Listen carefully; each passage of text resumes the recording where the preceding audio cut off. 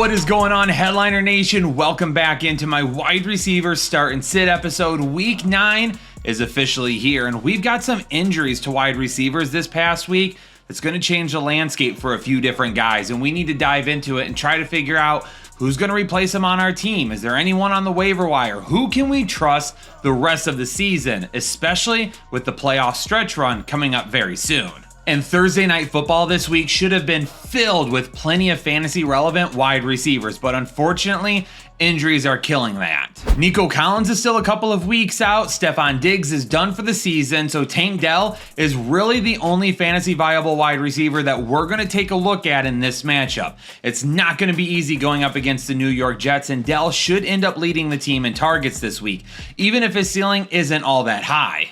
This defense is still allowing the 5th fewest fantasy points per game to the wide receiver position. So we'll see who kind of steps out as that second option until Collins comes back. But for right now, I'm really looking at Tank Dell and Dalton Schultz being the main two. The Houston Texans are currently allowing the 6th most fantasy points to the wide receiver position and the 2nd most receiving touchdowns to wide receivers. When you take a look at these two, Davante Adams and Garrett Wilson this week, they both have really solid floors. Now, Davante Adams doesn't have nearly as high as a ceiling as Garrett Wilson does. Both of these guys could have tremendous weeks, but I do feel like Garrett Wilson is just a little bit higher with the ceiling, and both of them have very reasonable floors this week. But it also could end up depending on whether or not Allen Lazard ends up playing as well. 17 targets for CeeDee Lamb last week. I tell you what, if you could give us 12 to 15 targets every single week for CeeDee Lamb, fantasy owners would be absolutely pumped. So there's really nothing to discuss with him, but the wide receiver 2 in Dallas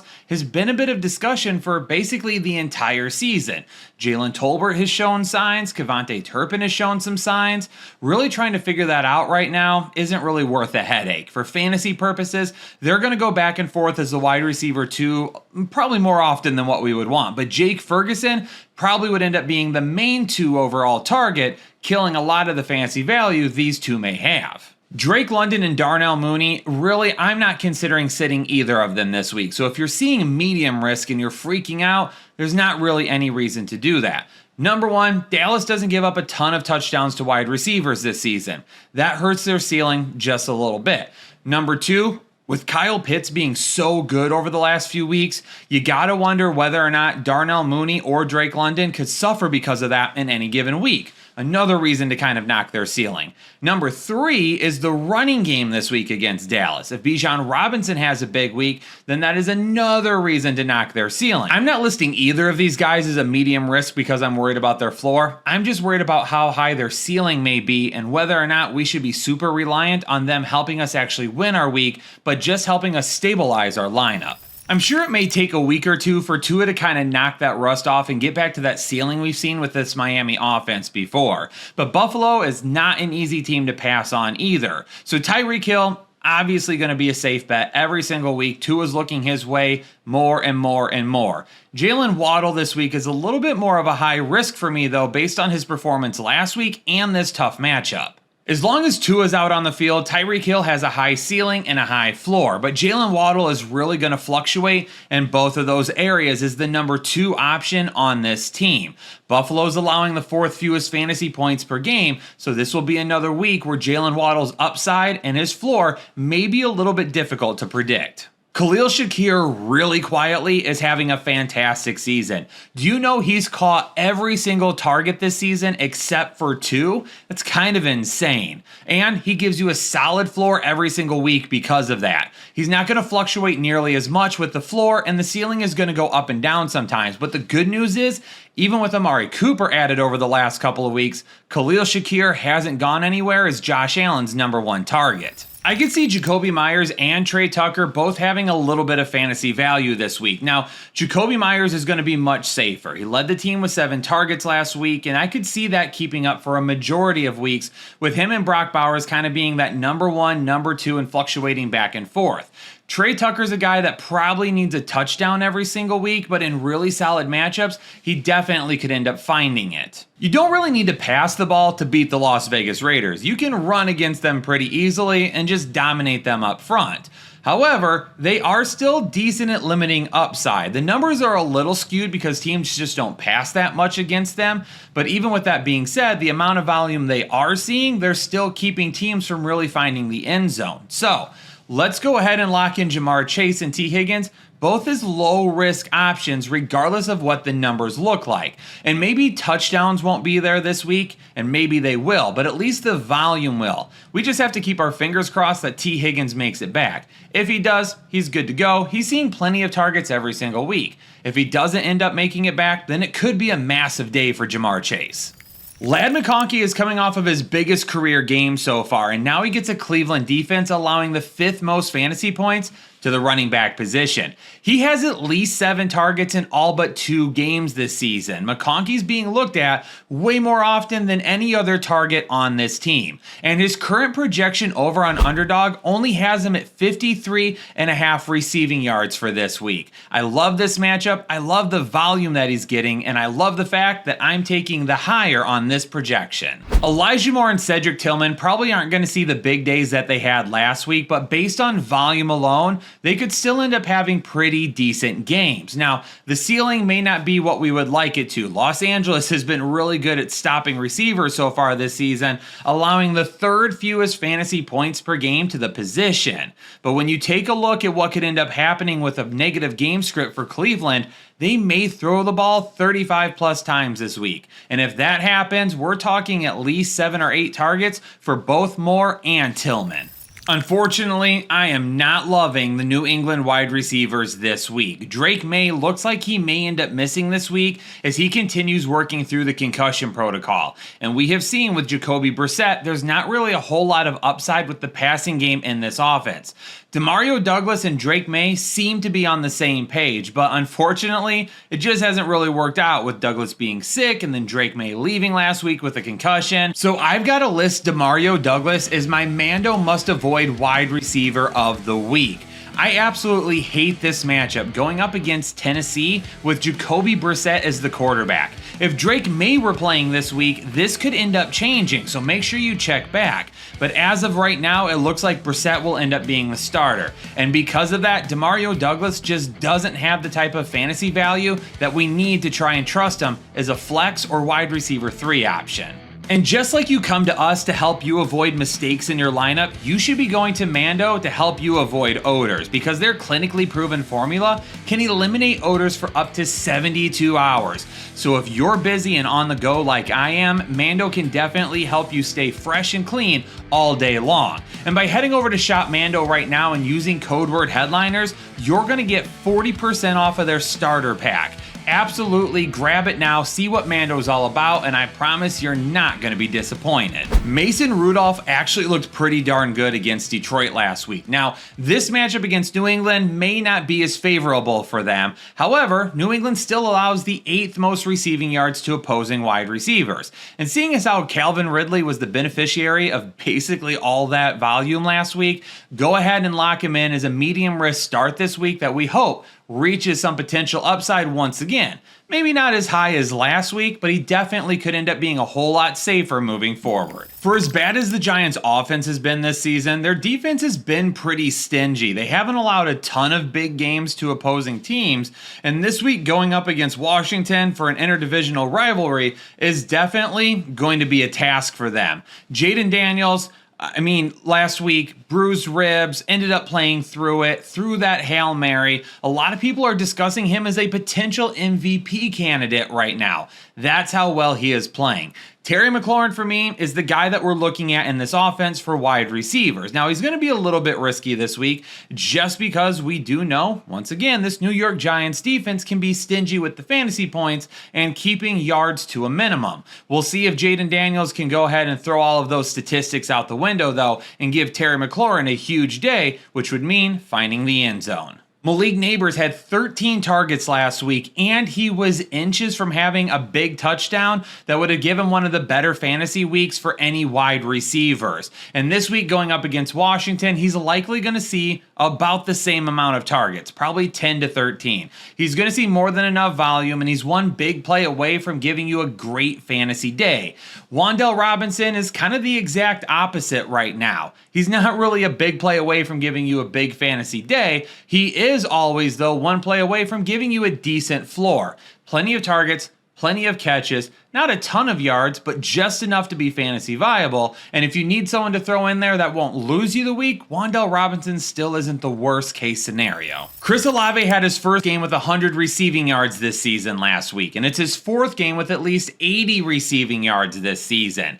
Now, Chris Olave doesn't feel like he has a ton of upside, and it probably feels like he's been pretty inconsistent. But when you take a look at the games outside of the 4 with at least 80 receiving yards, there's been some issues at play with that. One, he left early with a concussion. Week 1, he ended up leaving early because New Orleans dominated Carolina, and there was no reason to leave him in the game all that much. And then he did have a really tough matchup against the Kansas City Chiefs. So when things haven't gone right for him, they haven't gone right for him. But typically, more times than not this season, he's been on the field and has given you some decent fantasy value. With no more Diontae Johnson in town, that's going to be more targets for Xavier Legette. But that also means Adam Thielen may end up being back soon and could start seeing some targets as well as soon as he returns. He has some practices logged at this point, but necessarily hasn't been ready to get back into game action.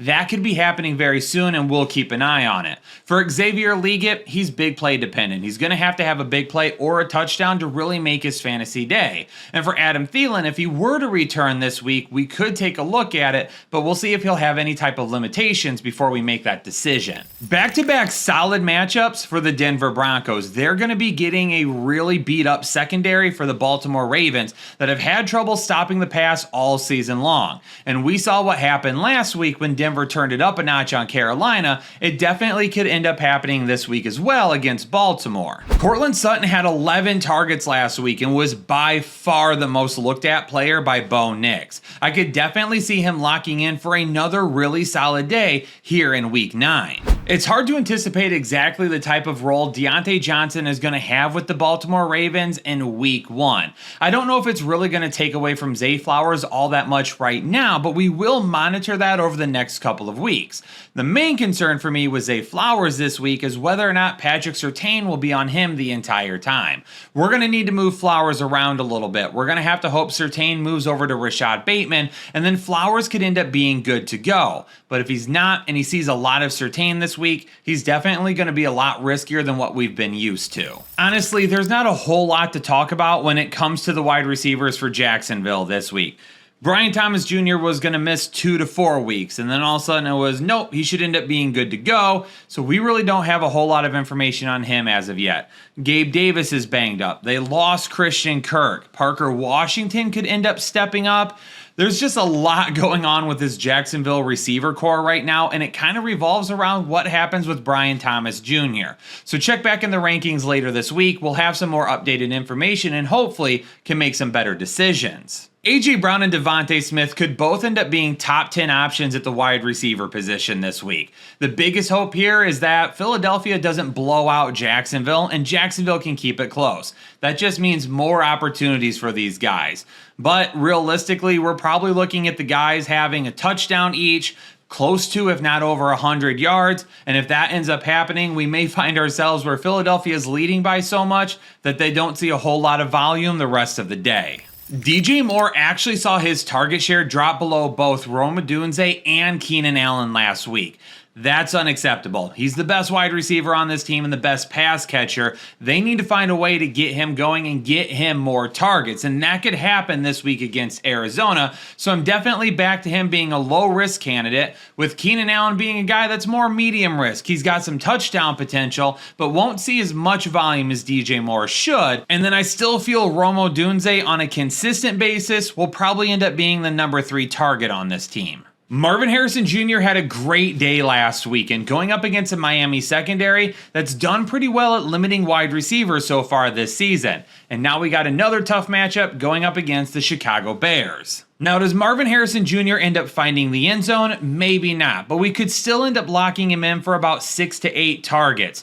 The ceiling is a lot lower this week than what I would like it to be, but as the number 1 target or number 2 right behind Trey McBride, he should still have a decent floor. The Detroit offense continues to roll, and with no Jameson Williams this week still, more than likely Amon-Ra St. Brown should have a very hefty target share. I know I'm going to get some questions on Kalif Raymond. He had a couple of touchdowns last week, one through the air and one on special teams. And special teams touchdowns are not going to show up every single week. But if you find yourself in a league where you get points for return yards, especially on punts, then Kalif Raymond may be worth a flex option for you this week. Really, if you don't have that, however, I'm probably not going to be running with Kalif Raymond, knowing that Sam Laporta, Amon-Ra St. Brown, and then the running game will be the main beneficiaries. The risk rating for the wide receivers right now is based on the fact if Jordan Love plays. If Jordan Love plays, I love this matchup for both Romeo Doubs and Jayden Reed, and even Dontavian Wicks is going to be in the flex discussion.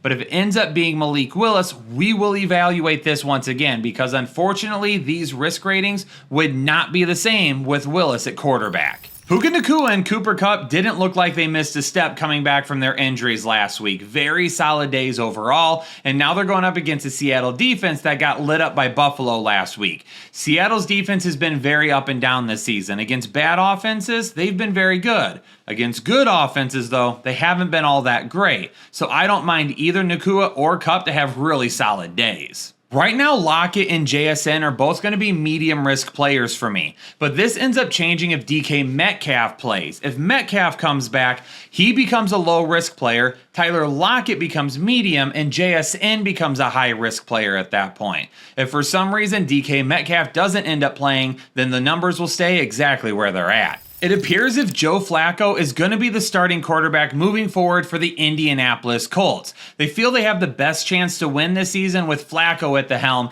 and unfortunately Anthony Richardson heads to the bench. And while that's bad news for him and his development, it's really good news for the Indianapolis wide receivers. Now, the only wide receiver I'm really against even starting this week is going to be Adonai Mitchell. But Michael Pittman, to me, has the safest floor and is definitely a low-risk candidate. Josh Downs also has a decent floor, and I don't know if his ceiling is nearly as high as what we saw last week, but I do believe that his ceiling is a little bit higher than Michael Pittman. And then for Alec Pierce, he's got the highest ceiling of them all, but he also has the lowest floor. I mean, for Minnesota, you're going to see a hefty amount of passing attempts, most of those going to Justin Jefferson. Jordan Addison may be getting some as well, but TJ Hawkinson potentially being back this week is really the game changer here. If he's back and healthy, he could end up being the number 2 target behind Justin Jefferson, and that could hurt Jordan Addison a little bit. It could end up helping Jordan Addison as well, but that's why they're going to be a little riskier right now until we see how things play out over the next couple of weeks. This is a tough matchup for the Tampa Bay wide receivers. More than likely, we're not going to see Mike Evans for another week or two, which leaves Jalen McMillan as the lead target share from last week because he had 7. And then it was kind of a hodgepodge of wide receivers after that. No one really stuck out, and McMillan only caught 3 of his 7 targets. With this matchup being as difficult as it is, and the fact that Baker really relied on Cade Otton and his running backs through the air last week, McMillan is not a candidate to be in my fantasy lineup this week. The Kansas City wide receivers, though, have a much better matchup against Tampa Bay's secondary. Right now, Xavier Worthy is a low risk for me. DeAndre Hopkins is a medium risk for me. And Xavier Worthy is a lower risk because of his touchdown potential this week and a good matchup. DeAndre Hopkins is going to slowly work his way into the game plan, and at some point in time, that could end up hurting Xavier Worthy. But I think his presence right now is helping out quite a bit, and it makes Worthy much more stable. There you have it, my wide receiver start and sit episode for week 9. Hopefully you got a lot of really good knowledge out of this, and your fantasy lineups are looking great. Make sure you hit that like button, and make sure you subscribe if you're new here to the channel, and turn on the bell notifications. Anytime we drop new content or go live, I promise you're going to want to know about it right away. But Headliner Nation, I'm going to get out of here. Stay safe and stay healthy, and I'll catch you all on the next episode of the Fantasy Headliners.